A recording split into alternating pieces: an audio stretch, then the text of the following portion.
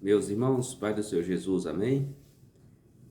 Hoje eu vou estar trazendo aqui a continuação do capítulo 13, né?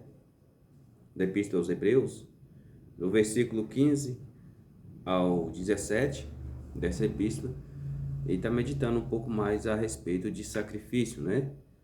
Que é o sacrifício que o autor, ele tanto enfatiza aqui nessa epístola, né? Não só nesse capítulo, mas em toda a epístola. O versículo 15 diz o seguinte: portanto, ofereçamos sempre por ele a Deus sacrifício de louvor, isto é, o fruto dos lábios, que confessam o seu nome. E não vos esqueçais da obediência e comunicação, porque com tais sacrifícios Deus se agrada.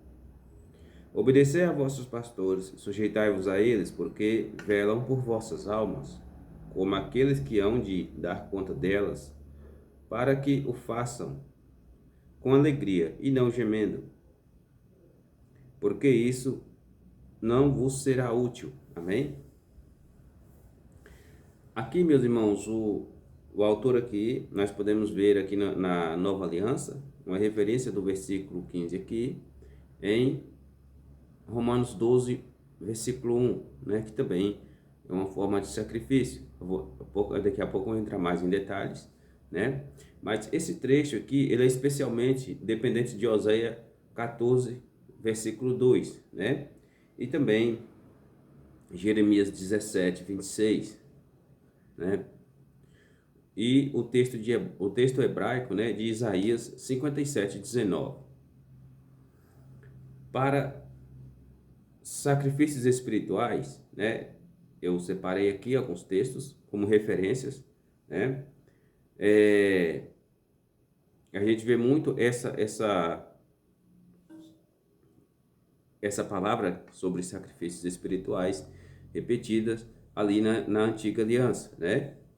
No Antigo Testamento. Por exemplo, em Salmos 4, né? Verso 5, Salmo 27, verso 6, né? Salmo 40, verso 6, Salmo 50, verso 7 ao 15, né? Salmo 51, verso 17, Salmo 54, verso 6, Salmo 69, verso 30, 31, Salmo 118, verso 19 e Provérbios 21, verso 3, né? Aqui os judeus, eles enfatizavam a devoção a Deus como oferta espiritual, né? Isso é pouco mencionado nos nossos dias. Apesar de que Jesus veio e nos orientou que o Pai procura adoradores que o adorem em espírito, né? E em verdade, acontece que nós somos voltados para o materialismo, né? Então deixamos muito a desejar essa forma de sacrifício, né? E é a que Deus busca. Amém? Nós temos que ter em mente que os judeus ali convertidos não tinham um templo, né, para fazer adoração, a devoção, a adoração como na antiga aliança, que eram as práticas do templo, dos rituais, né, que também era adoração, porque o templo foi destruído. E houve épocas da antiga aliança, né, também que não existia templo de adoração, né? Ainda aqui no verso 17, obedecei a vossos pastores, sujeitai-vos, pois, a eles, porque velam por vossas almas, como aqueles que hão de dar conta delas, para que o façam com alegria e não gemendo, porque isso não vos será útil, né? No verso 17, aqui o autor nos exorta, né? Ele exorta seus leitores a se submeterem, né, à liderança, aos líderes atuais, né? Provavelmente como fizeram os líderes anteriores, né? ali em 13:7, os quais descreve também como vigias, né?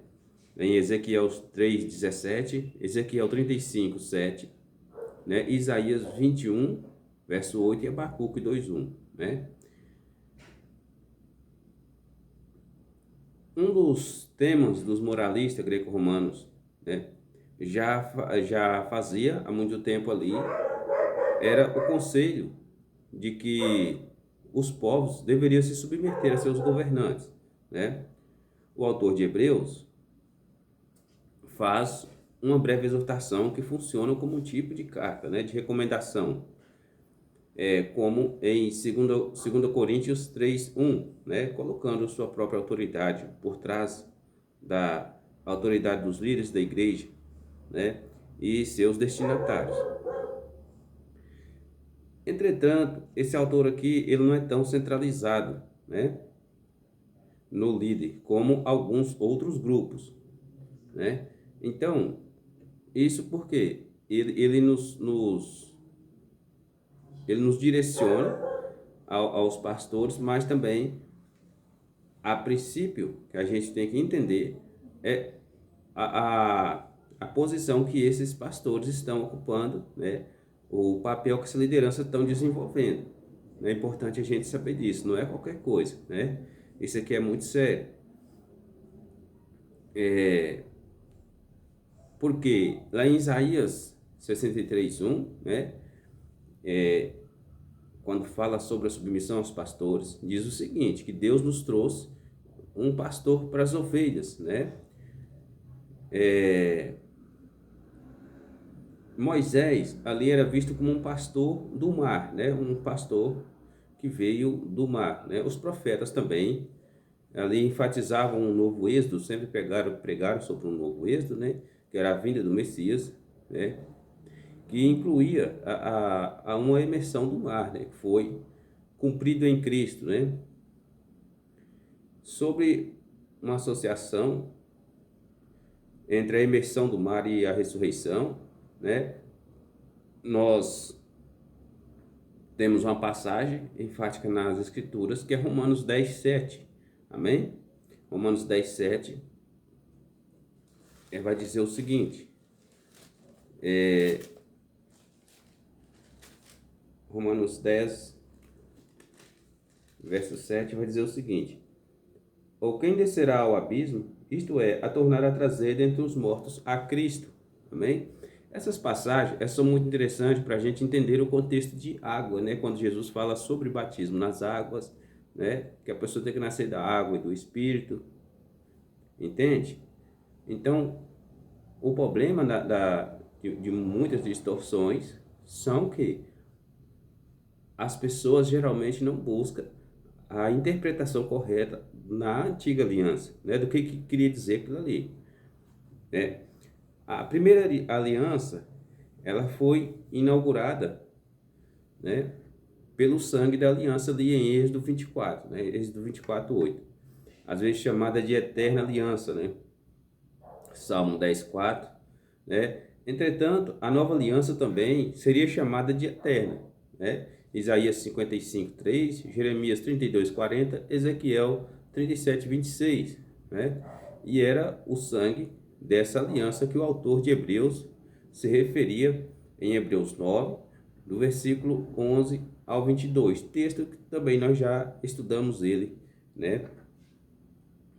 Com bastante carinho, né? Não foi tão profundo, né? Mas aqui nesses 3 versículos aqui, ele nos mostra uma profundidade do que seja sacrifício, submissão e adoração, né? São 3 versículos aqui no final da epístola dos Hebreus, no último capítulo aqui, né? Quase no final praticamente, que eles nos dão um norte muito interessante sobre a verdadeira adoração.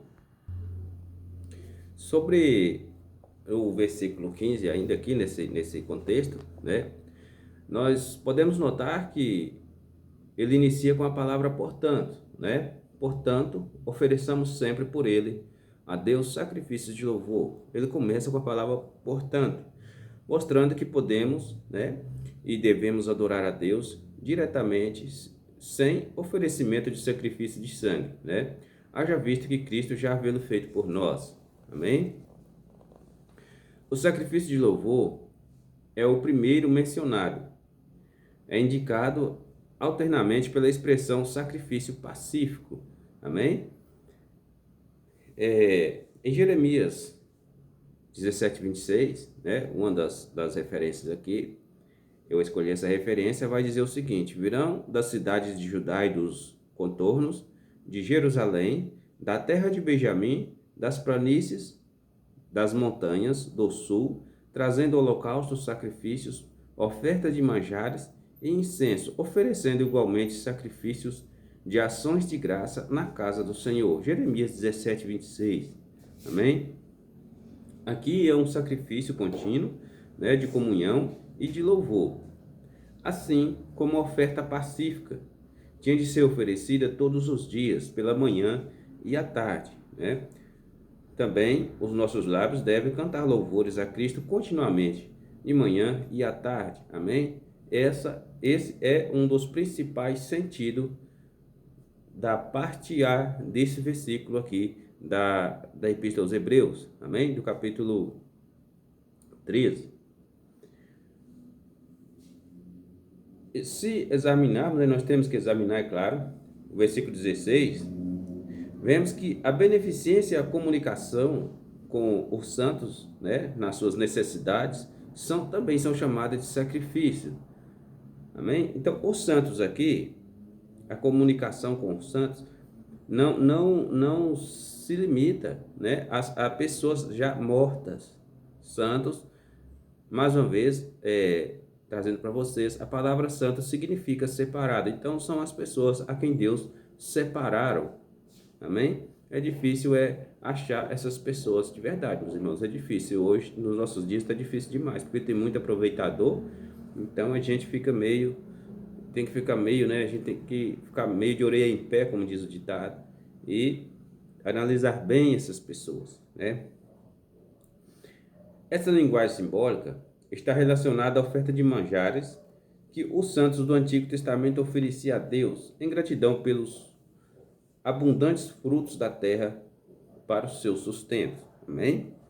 A palavra pacífico não é usada no versículo 17, mas a ideia de sacrifício ou oferta subjaz nas palavras, pois velam por vossa alma, né? Como quem deve prestar contas.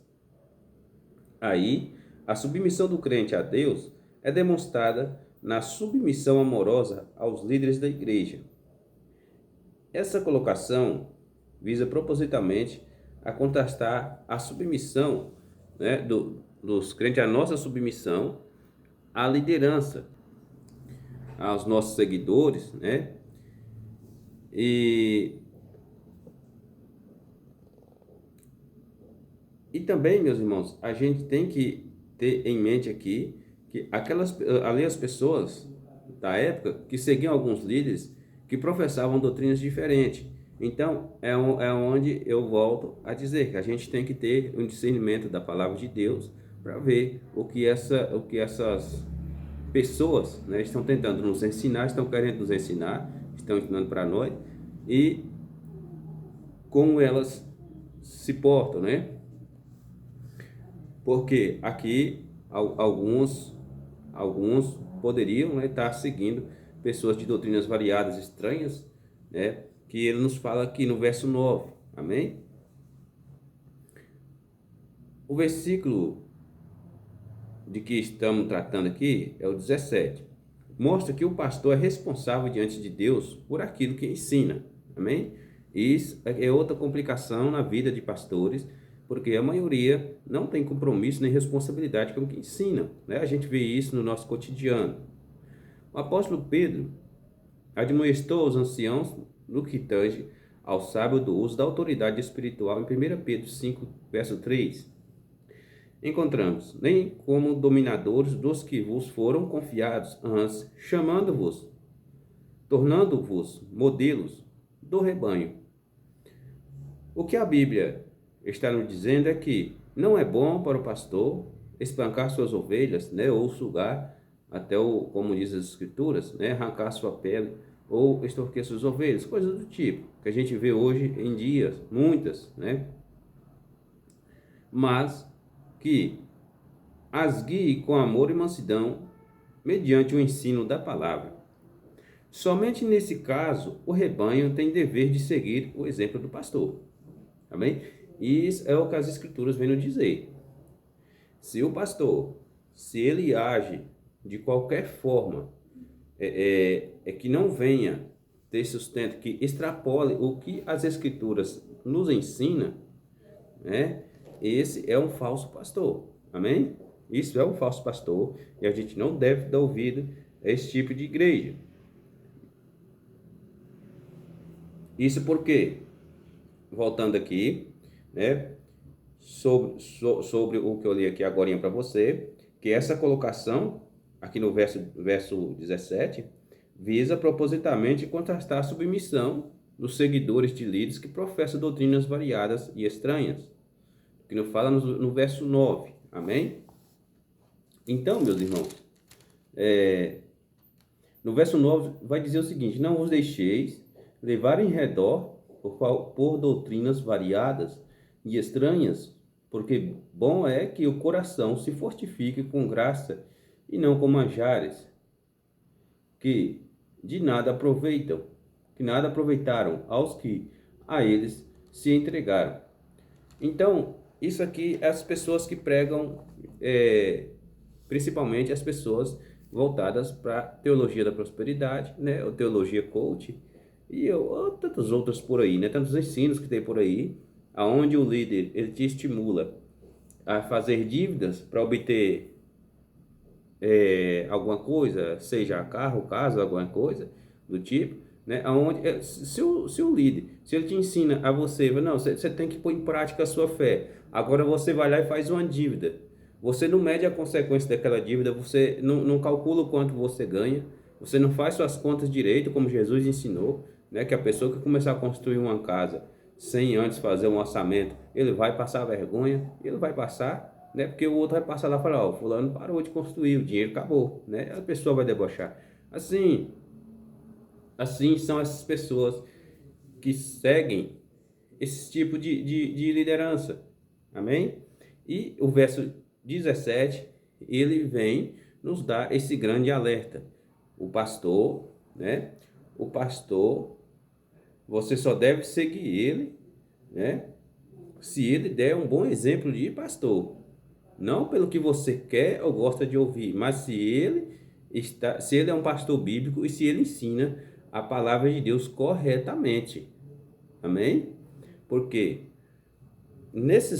em todos esses vídeos, né, que eu gravei para vocês, não me lembro qual, mas a partir de um vídeo para cá eu decidi me aprofundar mais um pouco, porque houve necessidades, algumas pessoas me enviam mensagem no particular, né, que tem meus contatos, que acessam aí, são pouquíssimas, né, mas aí então elas fizeram certos questionamentos, e eu decidi, né, a partir desses questionamentos, me aprofundar mais um pouco, porque aqui eu mostro para vocês a cultura da época, né, na época que a epístola foi escrita, o que significava na antiga aliança, e trago para vocês. É por isso que os vídeos ficam estendidos, né? É muito pouco tempo, na verdade, para poder falar muita coisa. Amém, meus irmãos? Meus irmãos, o termo sacrifício, né? O termo sacrifício, eu vou entrar aqui no meu rascunho aqui agora. O termo sacrifício aqui é a tradução do termo grego tísia, né? Que figura 28 vezes em o Novo Testamento. Amém? Em o Novo Testamento grego. Entre as quais 15 estão na Epístola aos Hebreus. Nestas citações, este termo é empregado sob diversos sentidos, né? E nós, como estudantes da Palavra de Deus, você que está me ouvindo aí, né, estudante das Escrituras, né, precisa compreender isso. Por exemplo, Este termo ocorre duas vezes em Mateus, traduzido como holocausto, né? Já em Marcos 12:33, faz distinção entre holocaustos, né? Ele faz distinção. E Tísia, traduzido pela Arque, né? Aqui eu vou as Bíblias, né? A tradução das Bíblias, pela Arque e Ara, como sacrifícios, pela NVI e KJV, como ofertas, né? Em Lucas 2:4:4, Tísia é traduzido pela Arque como oferta e pela TB, Ara e NVI como sacrifícios. Já em Atos 7:41 e 42, o sentido é o mesmo, né? Ou seja, de uma oferta cerimonial. Embora o versículo de Atos ali, o versículo 41, trate de uma oferta para um ídolo, né? Aí, se você lê o texto de Atos 7, você vai entender ali o que mais um pouco sobre o que eu estou falando aqui. Você vai entender com mais detalhe, porque ali é o episódio em que Estevão prega, né, aos seus ouvintes da época, e ele menciona ali a criação do bezerro de ouro, onde as pessoas fizeram o bezerro e fizeram esse sacrifício, né? Mas em Lucas 31, Lucas 13:1, na verdade, né, perdão, Lucas 13:1, também Lucas 13:1 emprega o termo no sentido de oferta cerimonial, amém? Entretanto, com exceção de Hebreus, este sentido termina aqui, pois as epístolas empregam tísias 6 vezes, todas, porém, no sentido metafórico, ou seja, estão inseridas em uma figura de linguagem chamada metáfora, amém? Acredito que muitos de vocês devem saber o que é uma metáfora.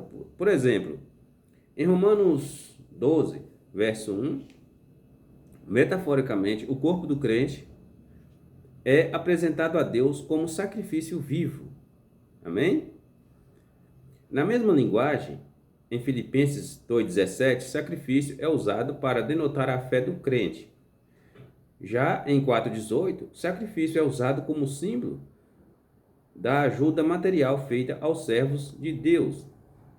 A primeira carta de Pedro, né, 1 Pedro 2, verso 5, emprega tísia como uma metonímia, né, uma figura de linguagem pela qual se emprega um vocábulo em um lugar de outro, devido à relação mais mental do que física, de contiguidade existente entre eles. Neste caso, os serviços espirituais oferecidos em geral pelos crentes, não de forma individual, mas coletiva. Amém? O mesmo ocorre no capítulo 13 de Hebreus. Aqui, o escritor sagrado utiliza tísia 2 vezes, seguindo a mesma semântica figurada. Em 13:15, para denotar o louvor do cristão, e em 13:16, com a acepção de fazer bem aos outros e comunicar com suas necessidades. Amém? Isso é importante, mas é como eu já disse, você tem que analisar e julgar a pessoa, né? Nós temos que julgar a pessoa. O negócio não é fazer o bem sem olhar a quem, isso não existe. Isso não existe. O negócio de fazer o bem sem olhar a quem, isso aí é do Satanás, isso não é de Deus, né? A gente tem que olhar e tem que observar, saber o motivo que a pessoa está naquela situação, né? A gente tem que saber disso, porque muitas das vezes é falta de caráter da pessoa, amém? Às vezes a pessoa cai numa situação difícil, como eu já disse aqui no vídeo, talvez motivado, muitos são assim, motivado por falsos líderes, eles acabam se endividando e caem numa armadilha, amém? E quando eles estão lá no fundo do poço, o camarada olha para eles e diz, não, o problema é seu, é sua fé que foi pequena, né? Eles não trabalham, não sabem nem o que é fé. Não sabem nem o que é fé e faz uma bobagem dessa, né? Nós precisamos também atentar para este proceder bíblico, né? A fim de não incorrer no erro de atribuir ao termo sacrifícios o louvor que ele não tem em determinadas referências bíblicas. de supervalorizar as ações da nossa vida cristã como sacrifícios equiparados aos do Senhor Jesus. O que o escritor quer dizer aqui é que, através do sacrifício de Cristo, passa a vigorar um novo serviço de ações que se exterioriza na vida dos filhos de Deus, através da oração, do testemunho, do amor prático ao semelhante e da obediência, ao qual ele chama metaforicamente de sacrifício de gratidão e louvor, e que foi instituído no Antigo Testamento, né? Já dei aqui várias referências para vocês, né? Como lá nos Salmos, Jeremias, Oséias, né? Então, meus irmãos, que nós venhamos nos atentar para esse tipo de armadilha, né? Eu vejo muito sendo usado nos púlpitos, as pessoas sendo incentivadas a fazer compromissos que não dão conta de cumprir. Aí quando é amanhã, no dia da manhã, a pessoa está passando por uma dificuldade e muitas das vezes a gente não dá conta nem de ajudar a pessoa. Isso é uma verdade, às vezes nós não damos conta, né? Quando você vai ajudar como? O cara faz uma dívida aí, vamos supor, que é 10 vezes maior do que ele arrecada. Como é que vai dar conta de pagar isso? Ainda mais a curto prazo, muitas das vezes. Ele não vai conseguir. Ele vai passar situação financeira difícil dentro da casa dele, né? Então, meus irmãos, aqui eu aprofundei mais um pouco nesses 3 versículos, aqui quase no final do capítulo 13 da Epístola aos Hebreus, né? Para que a gente venha ter um pouquinho mais de discernimento sobre o que é sacrifício a Deus, né? Que muitas coisas são metafóricas, como em Romanos 12:1 são metáforas, né? A Bíblia tem muita figura de linguagem. É terrível ver as muitas interpretações em cima de vários púlpitos por aí, de pessoas que não sabem nem o que é uma figura de linguagem, vai lá ler o texto, interpreta ele literalmente, né? Interpreta ele literalmente. E tem uma pessoa ligando aqui. Aí, meus irmãos, muitas pessoas são impelidas a fazer sacrifícios, votos, né, com pastores, líderes, e de todas as maneiras. As pessoas são impelidas a fazer, né, são incentivadas a fazer alguns sacrifícios que não irão adiantar em nada, né? Só irão atrasar a sua vida, infelizmente, né? Só irão servir de atraso, amém? É voto em dinheiro, é voto vender coisa, entregar, não, isso acabou, isso é bobagem, né? Se o teu pastor te der um bom exemplo, siga ele, né? Siga ele. Nós temos que olhar para nossos líderes, temos que julgar eles segundo a palavra de Deus, a Bíblia nos ensina isso, né? E se ele for um mau líder, com certeza ele vai querer até te expulsar da denominação, viu? Se você for um crente fiel, é claro, né? Não estou falando fiel em dízimo, estou falando fiel em Deus, né? Porque Deus é parâmetro e não mandamento, amém? Então, meus irmãos, que também as pessoas utilizam esses termos, essas pegadinhas aí, para andar extorquindo muita gente por aí, amém? Que Deus venha nos abençoar. Nós ficamos por aqui, né? O vídeo já está bem comprido, deu um probleminha aqui na iluminação aqui, que tem uma pessoa ligando aqui, né?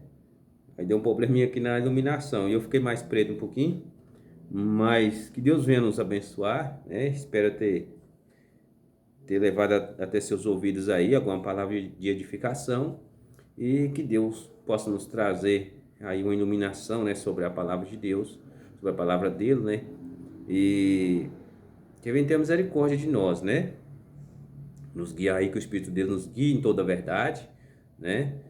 A fim de que podemos ser aí umas fiéis testemunhas diante do nosso Senhor, né? Nesses dias que são tão maus e tão corrompidos, né? Com o nosso meio evangélico, infelizmente, tão corrompido, né? Que Deus venha nos dar discernimento e sabedoria para a gente estar vivendo esses últimos dias, amém?